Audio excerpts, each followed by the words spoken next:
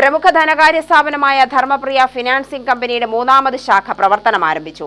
പട്ടാമ്പി കൊപ്പം വളാഞ്ചേരി റോഡിലെ പെട്രോൾ പമ്പിന് സമീപം 1-ാം നിലയിലാണ് പുതിയ ശാഖ പ്രവർത്തനം ആരംഭിച്ചത്. പ്രമുഖ സമൂഹമാധ്യമ ഇൻഫ്ലുവൻസറായ മുനീർ മലപ്പുറം പുതിയ ഓഫീസിന്റെ പ്രവർത്തന ഉദ്ഘാടനം നിർവഹിച്ചു.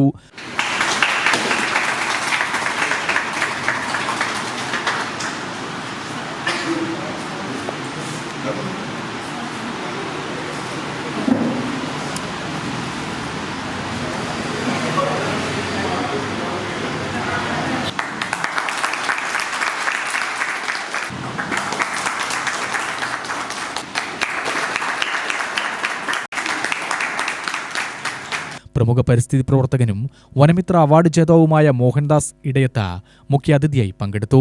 റീജിയണൽ മാനേജർ രാഹുൽ രാജ് അധ്യക്ഷത വഹിച്ചു. ഷെൽവി ശിവകുമാർ നന്ദി പറഞ്ഞു.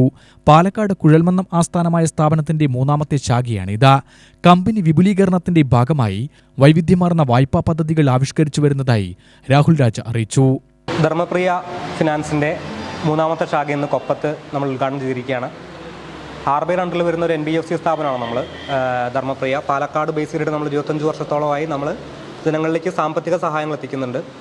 Gold loan, pronote loan, personal loan, അത്തരത്തിലുള്ള ഒരുവിധം നമുക്ക് എല്ലാ സാമ്പത്തിക സഹായങ്ങളും നമുക്ക് ചെയ്യാൻ പറ്റും. അത് മറ്റ് സ്ഥാപനങ്ങളെ അപേക്ഷിച്ച് നമുക്ക് കുറഞ്ഞ പലിശയിലും അതുപോലെ കൂടുതൽ വേഗത്തിൽ നമുക്ക് ജനങ്ങളിലേക്ക് എത്തിക്കാൻ സാധിക്കുന്നുണ്ട്.